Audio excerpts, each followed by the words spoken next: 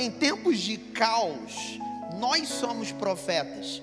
A geração que o Senhor está procurando é uma geração profética, que se move com responsabilidade.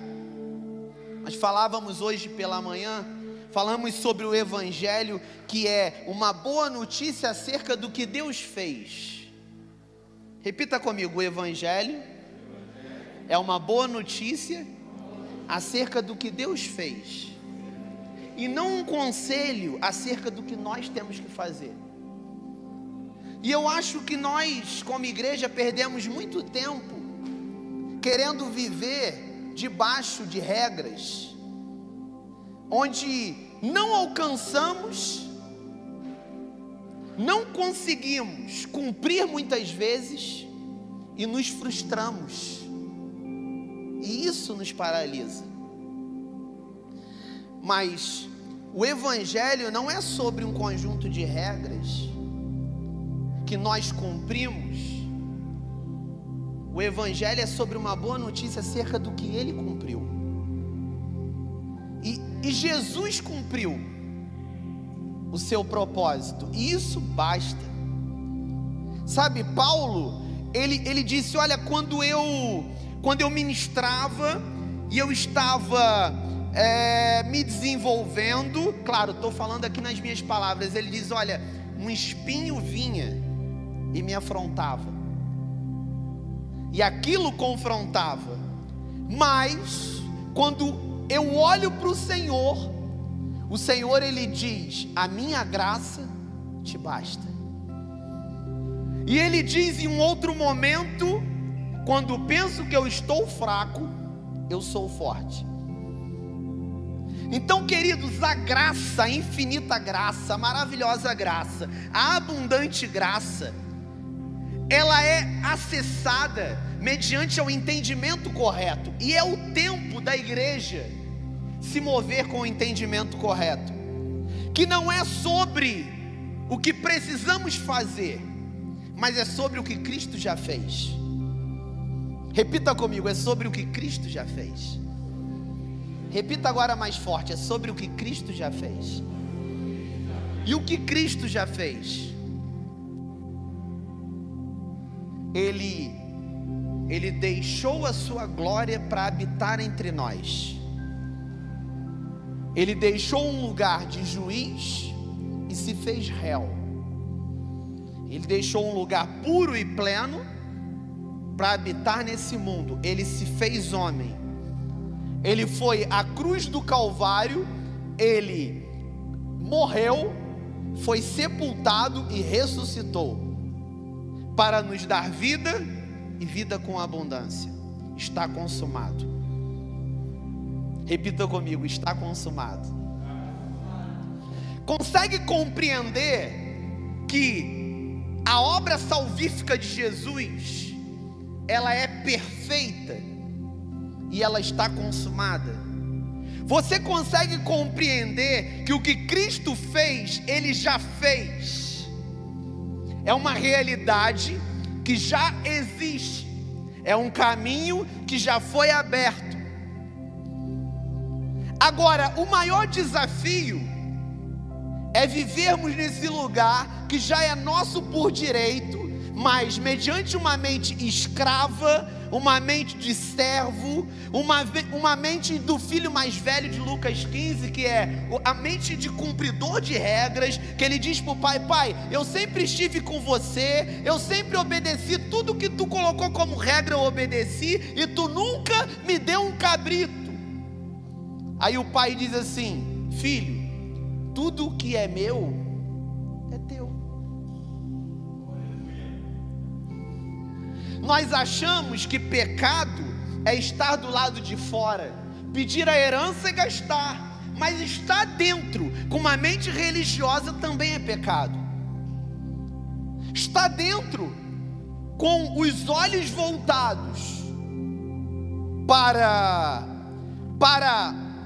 um cumprimento de regras, onde eu cumpro uma obrigação para receber um benefício, isso é pecado. Então o Evangelho não é sobre cumprir uma obrigação para receber um benefício. O evangelho é a superação disso. Isso é religião. O evangelho é a superação da troca. O evangelho não tem a ver com troca. O evangelho é sobre você não fazer nada. Ele já fez tudo. Que escândalo. O evangelho é escandaloso. Ele é escândalo para o judeu e loucura para o grego. O evangelho é escandaloso. Pastor, que grave um pastor dizer que a igreja não precisa fazer nada. Ele já fez tudo. Agora, o que eu faço é a partir do que ele fez, é uma resposta para o que ele fez. O que eu faço não é mediante uma persuasão, manipulação, obrigação. O que eu faço é uma resposta de gratidão por aquilo que ele fez. Não há sacrifício algum um filho amar o pai. Quando um filho não ama o pai, ele tem a paternidade deturpada dentro dele. Porque não é comum o filho não amar o pai. O correto é o filho amar o pai. Mas quando a paternidade não é bem resolvida, o filho não consegue amar. O filho acessa até os benefícios, porque a nossa natureza caída, ela tendencia a querer consumir o que as pessoas podem produzir. Então a nossa natureza caída nos faz olhar para Deus como um produtor, como alguém que pode te dar uma bênção e pode resolver uma necessidade. Eu quero te dizer, Deus não é produtor de bênção, Deus é pai. E um pai, ele é para ser amado. O Senhor está nos chamando para esse lugar onde nós amamos e somos amados por Ele, não porque fazemos. Não é sobre uma sensação de inutilidade porque eu não toco na igreja. Porque eu não toco na igreja eu me sinto inútil. Porque eu não danço, porque eu ainda não prego no altar. Querido, você é filho. E o Senhor, Ele quer remover esse sentimento de inutilidade que você tem por estar sentado no banco parado. O Bernardo parado em casa, ele é meu filho. E quando ele entende, varre o quintal e leva o lixo, ele também é meu filho. Agora, se eu obrigo, o que eu e Débora temos tentado fazer como pais?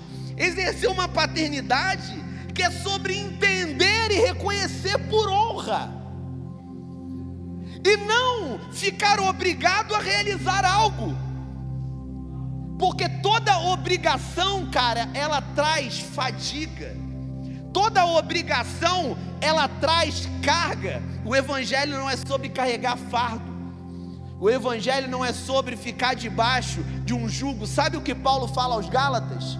Não voltem novamente ao jugo da escravidão, mas foi para a liberdade que Cristo te libertou. O pasto que Jesus cuida das suas ovelhas não tem cerca. A ovelha fica nele por prazer. Por isso nós somos escravos. Uma vez eu preguei nesse altar, a igreja ainda era com as madeiras, e uma vez eu preguei uma palavra sobre escravos de Cristo. Sabe o que é ser escravo de Cristo? É ter a liberdade, mas preferir estar do lado dele. É poder sair e ir embora, mas preferir a casa. Por entendimento. Jesus, Ele quer o teu amor nessa tarde. Jesus, Ele quer o teu amor. Jesus, Ele quer o teu amor. Jesus, Ele quer o teu amor. Ele tem expectativas a teu respeito. Diga comigo: o Senhor tem expectativas a meu respeito. Ele tem expectativas a teu respeito. Então, queridos, não é sobre um bom conselho, é sobre uma boa notícia. o que eu preciso fazer? Nada, Ele já fez tudo, e o que eu faço é a partir do que Ele fez. Eu dou uma resposta para a cruz. A cruz, ela muda a minha vida, e eu me desenvolvo a partir dessa mudança. A resposta que eu dou não é fazendo por obrigação, mas é resposta ao que Ele fez, e é desenvolvimento. O filho, quando ele se move em prol do pai, ele está entendendo e se desenvolvendo, e ele não está cumprindo uma obrigação. Hebreus fala que quando nós nos deixamos ser corrigidos, porque aquele que não é corrigido é bastardo, não é filho. Se nós somos filhos e nos deixamos ser corrigidos por Ele nos faz participativos da sua santidade. A correção te faz participativo da santidade de Deus. Sede santo porque eu sou. E como ser santo? Seguir a paz e a santificação, sem a qual não veremos o Senhor. Como nos tornamos santos? Não por nossas ações, porque as nossas ações não nos santificam. As nossas ações são insuficientes. Por isso que você nada e morre na praia, porque não é sobre o teu braço, é sobre os braços do Senhor. Sabe por que você tenta e você fala: pastor, já não aguento mais lutar contra esse pecado? Por quê? Porque o pecado é Cristo que vence, não é você.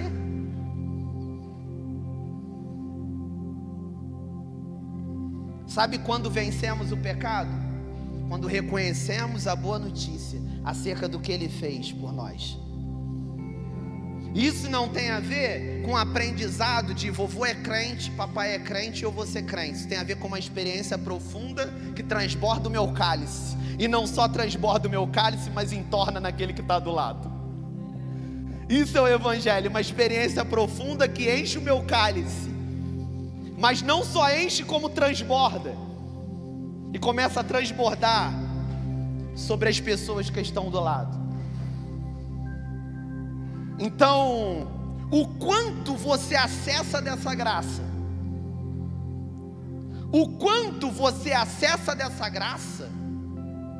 vai te levar a se desenvolver. Então, não é sobre a quantidade de pecado, porque, pastor, tu está liberando pecado para a igreja? Não. Pode pecar à vontade? Não. Porque a maior sinalização de alguém que é salvo é deixar de pecar. Eu estou falando que se dissermos que não temos pecado, nós já estamos pecando. Eu estou falando que o que nos diferencia do ímpio que está lá fora pecando é a medida da graça que eu acesso. Porque pecado por pecado, nós também pecamos. Mas o que nos faz diferente do ímpio que está lá fora é o quanto da graça que eu acesso, é o quanto da resposta que eu dou por aquilo que Ele fez, é o quanto, cara, que eu me envolvo com aquilo que Ele fez. E a realidade é que Deus tem expectativas em relação aos seus seguidores. Se nós que somos falhos temos expectativas sobre os nossos seguidores do Instagram, sobre os nossos seguidores do Facebook, sobre os discípulos da igreja, se nós que somos humanos colocamos expectativas nas pessoas, Deus também coloca expectativas em nós. Deus coloca expectativas em nós, Michel. E Ele espera que sejamos uma resposta às suas expectativas. Só que eu acredito que Deus está como eu às vezes. Você tem um monte de seguidores, mas 2 entrando na live. Já viu isso? Quem já viu isso? 10.000 seguidores. Aí você começa uma live 3. Sabe o que significa? Que só 3 te seguem. Sabe o que isso significa? Que só 3 vão cair no mundo real. Sabe o que isso significa? Que só 3 ouvem a tua voz. Pastor, eu tenho 5.000 amigos no Facebook. Mas a curtida da minha foto é 2. Sabe o que isso significa? É que 2 gostam de você e curtiram a tua foto. Entendeu? E que 4.998 pessoas estão ali por conveniência. Podem estar ali por interesse naquilo que tu faz. Se tu faz sobrancelha, é pela sobrancelha. Se tu faz, enfim, se tu é mecânico, é por causa da mecânica. Se tu eu chego até a pensar que se tu é pastor, é por causa do pastoreio. Será que gostam do Marlex de verdade?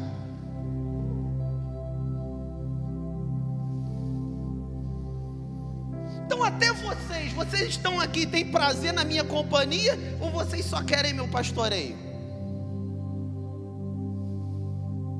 Porque a igreja que o Senhor está chamando é uma igreja relacional que vai além dos interesses. É uma igreja que senta à mesa e tem prazer na mesa. É uma igreja que quer estar junto de verdade. Sabe, irmãos, aos músicos dessa igreja, vocês tocando ou não tocando, eu amo vocês. Tem prazer. Eu ouvi um testemunho quinta-feira conversando com um músico que está vindo para a igreja, deve ser aceito na próxima Santa Ceia, e ele disse: o que me encantou quinta-feira é que o Senhor puxou grande é o Senhor. Depois da palavra, tinha músicos na igreja, mas nós cantamos a capela. Simples. Nós somos uma família.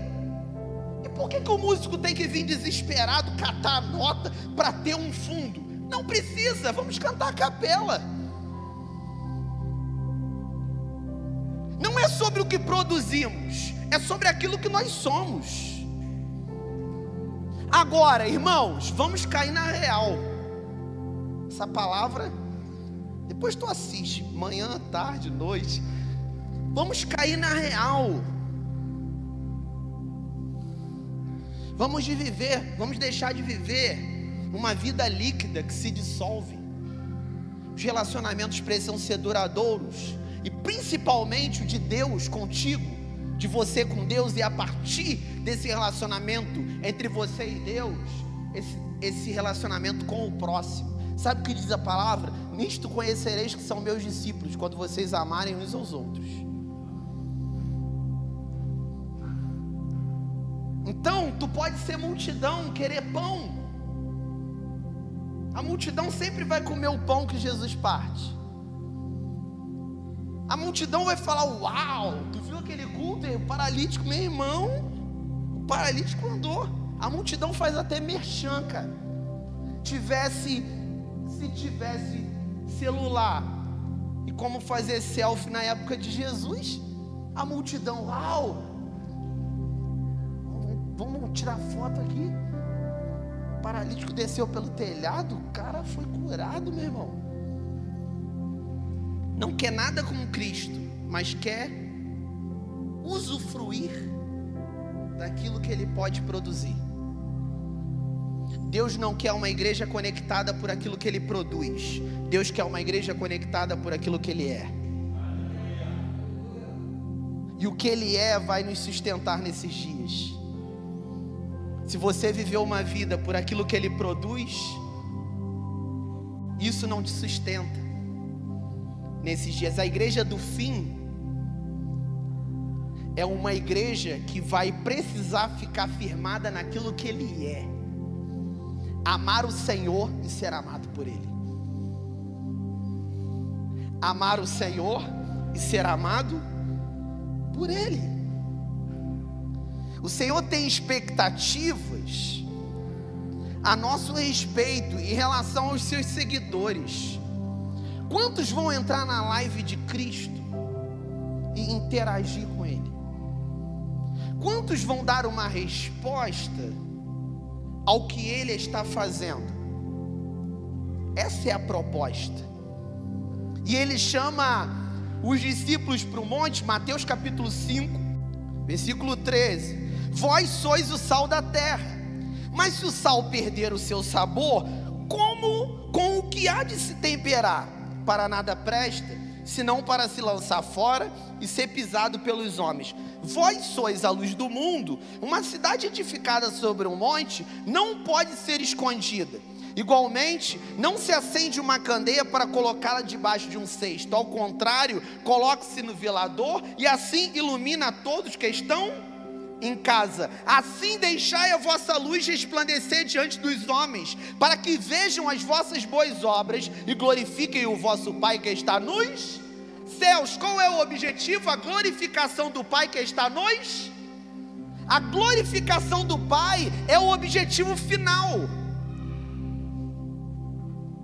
Agora, nesse processo, para se chegar no objetivo final, existe a encarnação da mensagem que Cristo está liberando. E é sobre encarnar a mensagem. É sobre, olha, pode me seguir que eu sigo a Cristo. É sobre, já não vivo eu, mas Cristo vive em mim. É sobre, cara, pode andar comigo. Você não vai se arrepender. O Evangelho de Cristo é sobre um homem chamando outro homem e falando: larga as redes. É sobre autoridade nos lábios para tirar alguém de um movimento natural para trazer para o sobrenatural. E imediatamente eles largaram as redes. Mas será que a nossa voz está carregada de autoridade? Será que é a encarnação da mensagem o suficiente para tirarmos alguém da movimentação natural, de uma vida medíocre, para trazer para o reino de Deus? Será que estamos como portadores de um evangelho eficaz, capaz de tirar a culpa, o medo e a vergonha, e levar o povo para um reino que é paz, alegria no Espírito e justiça? Será, irmãos? Pode dar glória. Não fique inibido não, que eu prego assim mesmo, eu sou assim. O Senhor quer transformadores de ambientes. O Senhor quer portadores da glória de Deus. Onde você chega, aquele que conta piada pornográfica precisa ficar constrangido com a tua presença. Onde você chega, aquele que fica de chocarrice, de bobeirinha, o adúltero, o mentiroso, precisa ficar constrangido, porque a luz dissipa as trevas. O sal conserva a carne. Você sabia que em tempos que não tinha refrigeração, o sal era para conservar a carne? Você sabia que Deus te chamou para se tornar alguém como o sal e como a luz? Que pode agir na sociedade, removendo a imoralidade, evitando a degradação. Irmãos, nós vamos consertar as coisas? Não, o sal também não preservava para sempre, mas precisamos fazer a nossa parte. O Senhor está chamando seguidores que vão reagir a Ele, a voz dEle, tomando para si a mensagem e encarnando. E o Senhor me falava nessa manhã sobre ser de fato. Esse evangelho que nos alcançou, a boa notícia, ele te salvou. Você está salvo. Repita comigo: eu estou salvo. Agora, você está ou não está?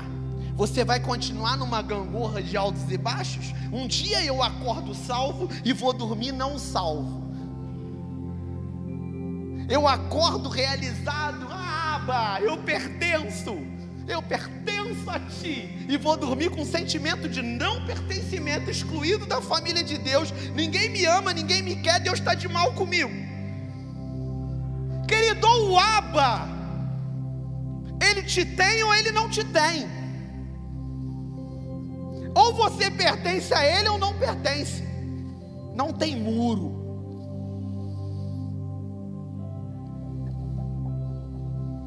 Repita comigo: ou eu estou salvo, ou eu não estou salvo. Ou eu estou perdoado, ou eu não estou perdoado.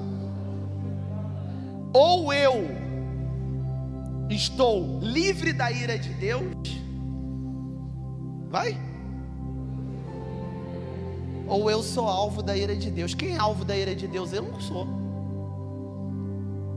Estou livre da ira de Deus, cara. Sabe, a minha movimentação é de alguém que creu e se tornou filho. Amém? E se tornou filho. Então, ou você está em Cristo, ou você não está. Sal e luz. Jesus, ele compara e ele diz: olha, vocês são sal, vocês são luz. E quando ele compara, ele sabia a utilidade prática do sal e da luz. Ele ilustra para mostrar a nossa função, como devemos nos mover a partir de um encontro com ele.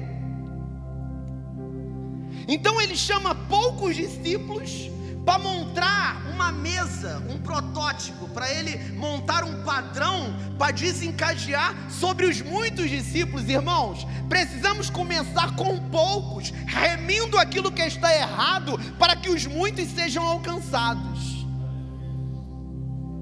A pergunta é: quem está disposto aqui? Sabe como é o Evangelho? O Evangelho é assim: se uma cadeira está com três pés, ela perdeu a sua funcionalidade, ela precisa do quarto pé.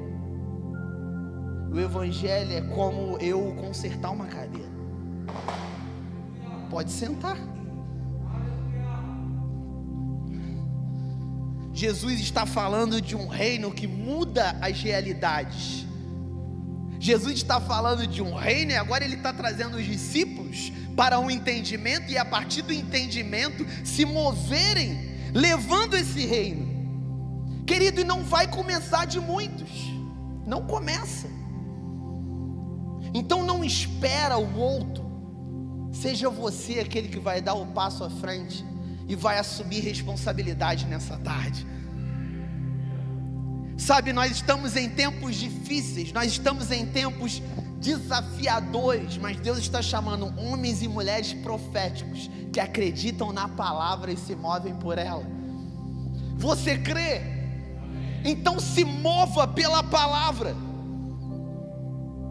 Amém? Você crê? Então se mova pela palavra. Algumas verdades não podem ficar obscuras diante de nós. E a primeira verdade é: os cristãos não podem ser inconfundíveis. Amém? Os cristãos devem ser fundamentalmente diferentes daqueles que não são cristãos. Querido, nós podemos ter as mesmas roupas, nós podemos ter os mesmos cabelos, mas uma coisa precisa ficar evidente em nós: o caráter de Cristo. Repita comigo: o caráter de Cristo precisa ficar evidente em nós. Entende bem? Então, os cristãos devem ser inconfundíveis, eles não podem ser confundidos. Pelas suas práticas, eles precisam salgar e iluminar. Já diz a palavra que pelo fruto se conhece. As nossas ações precisam ser coerentes, precisam ser alinhadas ao que falamos. Então, ortodoxia é o que falamos, ortopraxia é o que fazemos. Nós não podemos ser uma igreja só ortodoxa, nós temos que ser uma igreja ortoprática. Nós não podemos ter nome e não ser. Nós não podemos entrar nas estatísticas e sermos participantes de uma estatística irreal. O Brasil tem milhões de evangélicos, mas as estatísticas, elas estão fazendo a diferença?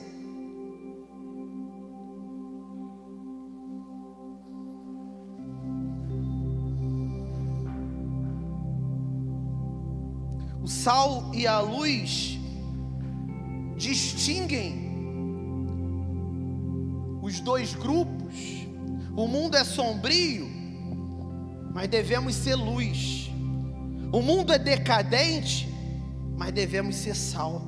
Deus chama para si um povo cuja vocação é ser santo, ser diferente, participativo da sua santidade. Os cristãos devem manter sua distinção cristã. A realidade é que o sal sem salinidade nada serve. A luz sem brilho torna-se inútil. Nós, seguidores de Cristo, devemos fazer duas coisas: mergulhar no mundo, mas não nos tornar como o mundo. Porque Deus ama o mundo, mas Ele odeia o mundo. Porque Deus ama a criação. Deus ama tudo que Ele estabeleceu, mas Ele odeia o sistema do mundo.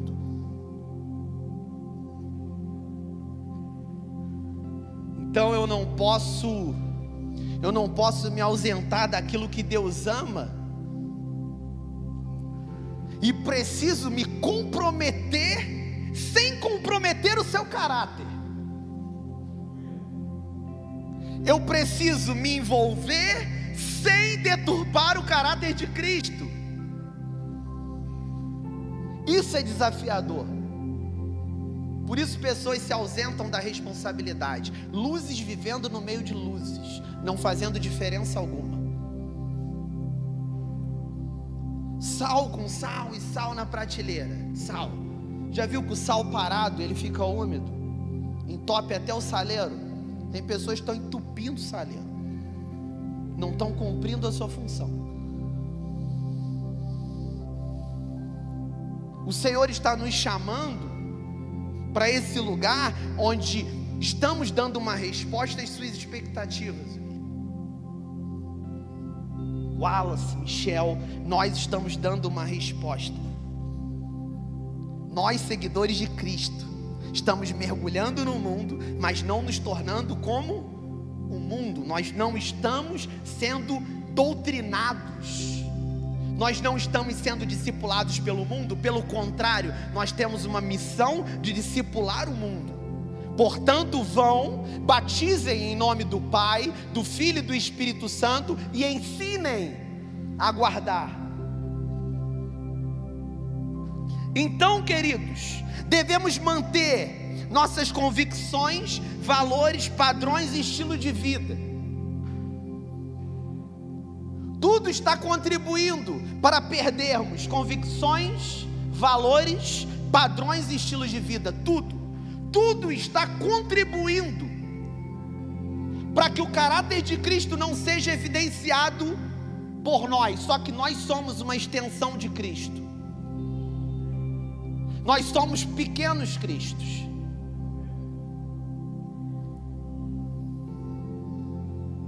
Amém? Nós somos pequenos Cristos. Nós somos um extensor. Então, que o Senhor hoje venha atingir o teu espírito. Que o Senhor hoje venha te tocar. Mateus capítulo 6, verso 8. Olha o que diz: portanto, não vos assemelheis a eles, porque Deus, o vosso Pai, sabe de tudo que tendes necessidade, antes mesmo que lhe peçais. Ele está falando sobre os religiosos, sobre os cumpridores de regras, motivados por interesses próprios. Ele está falando sobre não se alinhar a eles. nós não podemos ser igual a eles. Nós não podemos ser como o filho mais velho, que nunca saiu de casa, mas é um religioso que não ama. E também não podemos ser como o filho que foi e pediu a sua herança, que demonstrou também não amar. Por quê? Porque só filho que quer a morte do pai que pede herança antecipada. Herança não é repartida antes da morte do pai. Um filho que pede herança antes do pai morrer é porque está desejando a morte do pai.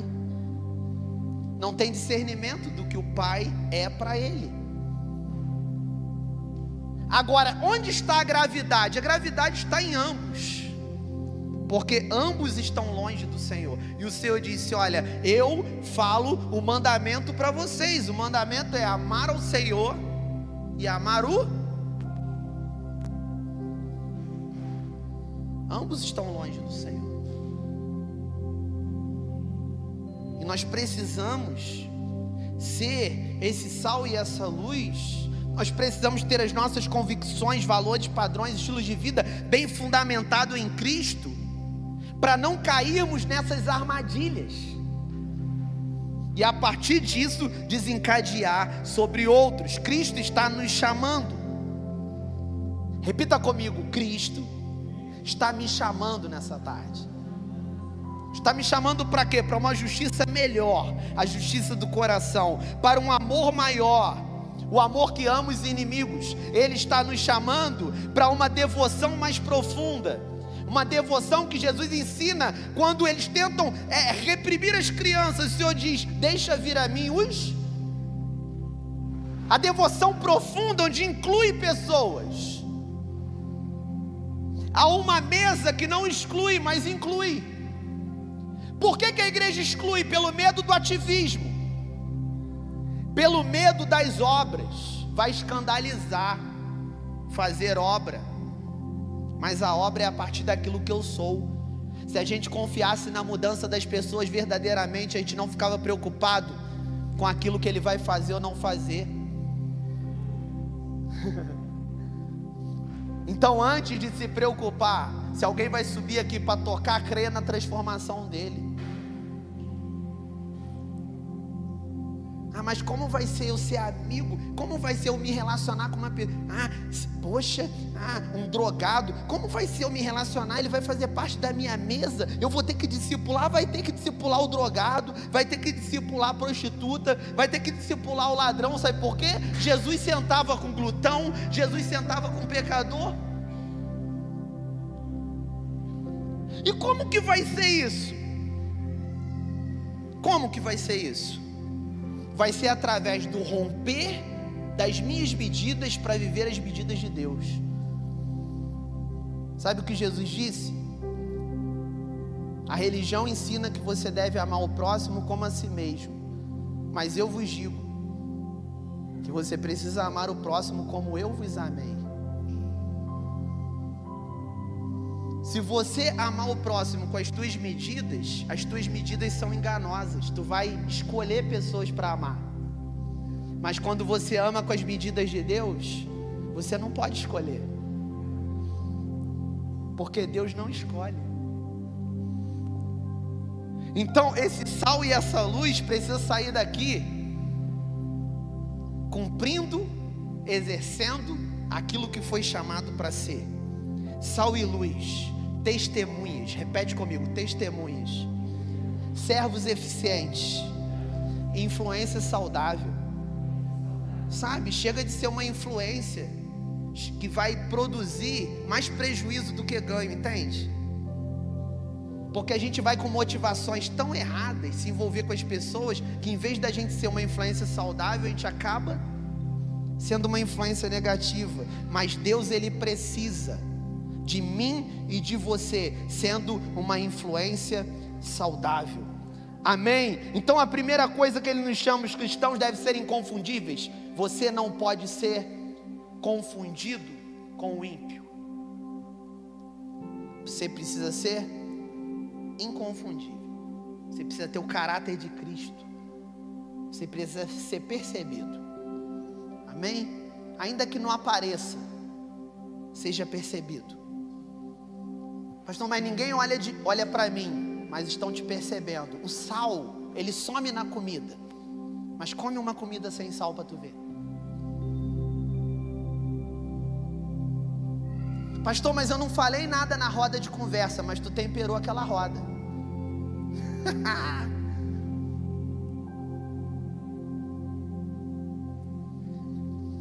Pastor, conversei com um amigo semana passada e ele não lembra nada do que eu falei para ele. Mas pergunta se ele não está nutrido. Tu lembra do que tu comeu mês passado? Mas tu está de pé pela comida que tu comeu. Tem coisa que a gente não vai lembrar. Talvez o sal não vai nem ser percebido. É igual a intercessão. Pastor, grupo de intercessão nunca está no altar, sempre está orando lá no fundo. Pô, mas é isso. Mas uma igreja sem intercessão não funciona. É como o dedão do pé.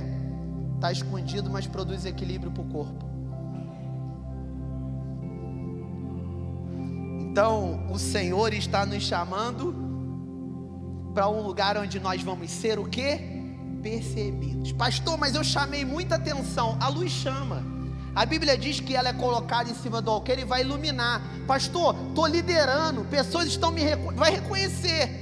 Não tem problema. Vai honrar. Pessoas vão te dar uma oferta. A única coisa que você não pode é tirar a glória de Cristo. A única coisa que você não pode é trazer para você o ser. Tá tudo funcionando por causa de mim. Não, não é por causa de você. Nunca foi por aquilo que fazemos. Foi por aquilo que Ele fez por nós. É por aquilo que Ele fez por nós. Uau! É por aquilo que Ele fez por nós. Pastor, eu estou liderando uma mesa. Minha mesa está com 20. É por aquilo que Ele fez por nós, cara. Essa igreja não tem fachada pintada. Nós queremos pintar. Essa igreja não tem letreiro. Quem já percebeu que essa igreja não tem letreiro? Mas as pessoas sobem as escadas. Nós estamos com 3 cultos porque as pessoas estão chegando. O próximo DNA já tem 23 pessoas. O último teve 27. 50 pessoas em 2 meses. Mas não tem placa. Não tem uma boa fachada. A entrada, meio barro, meio tijolo. Nós queremos melhorar. Às vezes eu oro para o Senhor, me ajude a melhorar. Sozinho eu não consigo mais. Querido, Deus acrescenta. Amém? O Evangelho por si só produz. Você sabia que o Evangelho por si só produz? Então, os cristãos precisam ser inconfundíveis e também precisam ser influentes. Os cristãos devem estar inseridos, fazer a diferença na vida das pessoas. A luz, ela deve brilhar na escuridão. O sal deve se infiltrar na decomposição. Você precisa contribuir para que algo não decomponha e não ajudar a decompor. Você precisa ser uma influência até diante da rejeição. Se rejeitaram a Jesus, vão rejeitar você também. Mas não é por causa da rejeição que você vai se omitir naquilo que você foi chamado para ser. Antes da refrigeração, o sol era o melhor conservante conhecido. A decomposição bacteriana era retardada pelo sal, apesar de não ser completamente impedida. A maldade não vai terminar. Você sabia? A maldade não vai terminar, mas não é por isso que a gente não vai lutar contra ela. Ah, pastor, normal, no final o amor de muitos vão se esfriar. Então deixa esfriar. Você quer estar nas estatísticas dos poucos que não esfriaram ou dos muitos que estão esfriando? Qual lado da estatística você quer estar? Então ame, cara. Então lute para ser aquilo que Deus te chamou para ser. Eu não quero estaca. Eu não quero ser presunçoso, amante de mim mesmo, desobediente a pai. Eu não quero ser murmurador.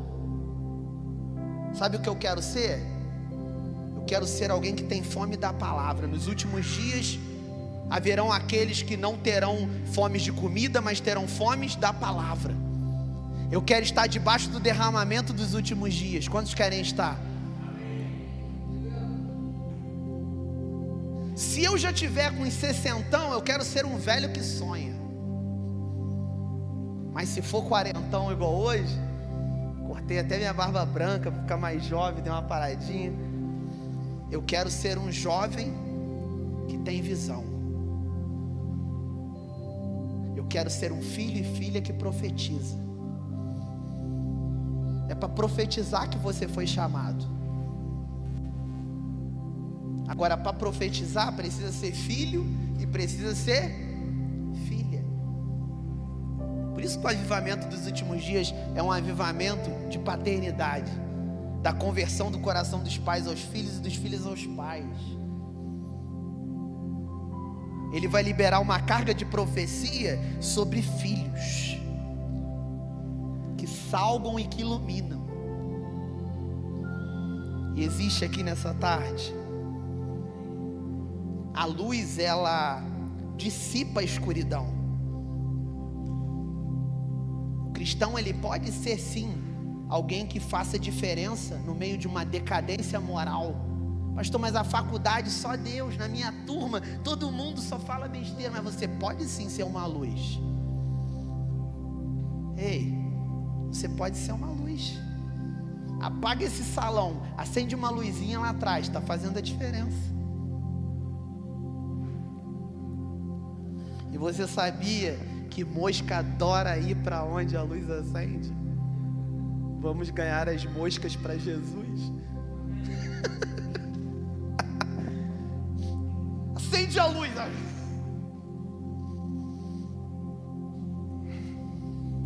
Uau, estamos terminando. William Taple, ele diz nos seus ensinos: a purificação contagiante da vida e dos relacionamentos eles carregam consigo alguma coisa da mentalidade de Jesus. A purificação contagiante faz parte daqueles que carregam a mentalidade de Cristo. Por que nós não influenciamos? Aí existem algumas coisas. Temos sido eficientes em diluir o evangelho, o ensino rígido. Por que não há mais influência? Porque estamos diluindo o evangelho. Estamos tirando a rigidez do evangelho. O evangelho ainda é rígido. A porta ainda é estreita e o caminho ainda é estreito. Pastor, por que o xarope não está fazendo efeito? Porque está diluindo para economizar, talvez para agradar. Está botando um gostinho, porque senão a criança não toma. Estamos diluindo o evangelho e ele está perdendo os seus efeitos. Mutilamos o evangelho radical. Nós falamos da geração de João Batista, não é? Quantas vezes pregamos ano passado, esse ano, sobre João Batista? Mas ninguém quer perder a cabeça. Eu quero arder e iluminar. Eu sou a voz que clama. Eu sou... beleza, põe a cabeça aqui. Nós estamos mutilando o evangelho radical. O evangelho é radical, cara. Sabe o que o ímpio quer? O ímpio quer ouvir radicalidade dos teus lábios. Tudo que um amigo ímpio que você tem quer ouvir é sobre um evangelho puro. Ele está cansado da vida dele. Quando ele faz alguma coisa errada é protesto. O erro que ele faz é um protesto, querendo uma vida em Deus, mas ele não sabe como. Então existe um clamor pela eternidade, mas aí o cara vai para bebida alcoólica. Existe um clamor pela eternidade, ele vai para as drogas. Ele quer preencher o vazio, mas ele não consegue acessar. Você é luz que dissipa as trevas. Você é sal que se envolve e contribui para que a decadência diminua. Então precisamos fazer a diferença, não uma pequena diferença. Eu nem sabia que fulano era crente. Querido, diga no teu trabalho: eu sou cristão, cara. Na primeira vez, dá o teu cartão de visita. Mostra no teu linguajar quem você é. Pastor, eu preciso ficar me apresentando. Querido, eu não estou falando que você precisa se mover por aquilo que você fala, mas o que eu estou falando é que você precisa iluminar, você precisa salgar, você precisa dar teu cartão de visita. Se tiver um ímpio lá, Satanás já vai começar a se mover e falar: cara, a parada está esquentando. Por quê? Porque chegou um perturbador de ambiente, chegou um transformador de ambiente. Caraca, antes desse Wallace aqui era tudo tranquilão. Esse Wallace chegou, começou a falar desse evangelho e as coisas começaram a ficar diferentes. Irmão, quando um profeta se levanta para profetizar, começa a ter barulho. Foi assim Ezequiel 37. Você acha que esses ossos podem viver? Você acha que o teu casamento pode viver novamente? Você acha que os teus filhos têm jeito? Você acha que a tua vida, o cenário pode mudar? Você acha que essa realidade possa ser afetada? Aí Ezequiel: eu creio, então profetiza. Quando ele começa a profetizar, o que acontece? Um osso se junta ao outro. O osso se junta ao outro osso. Um osso se junta ao outro osso.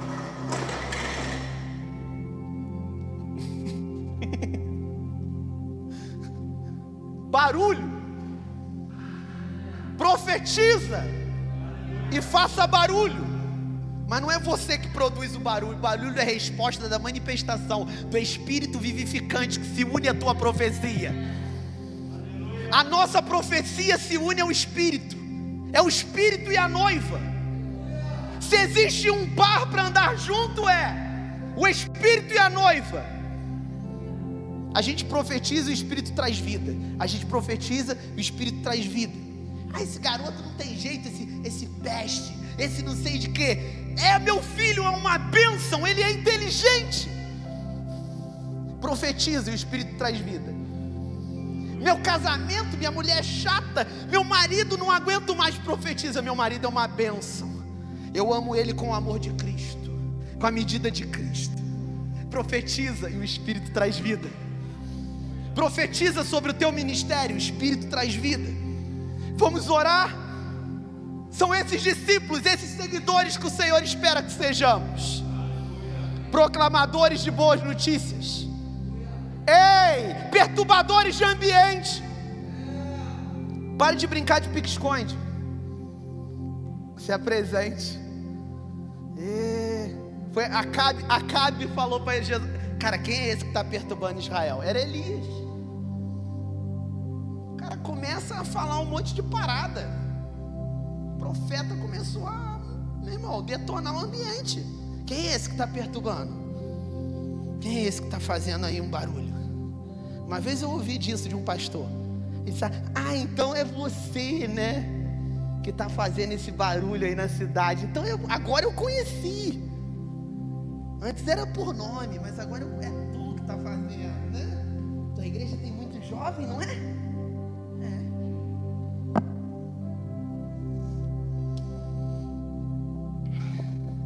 Uau. Vamos orar?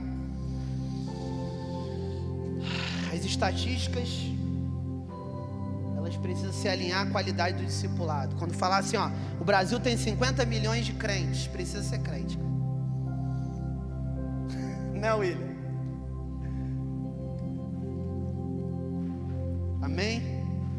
E você precisa entrar na estatística real. Amém? Vamos iluminar, vamos salgar, fica de pé.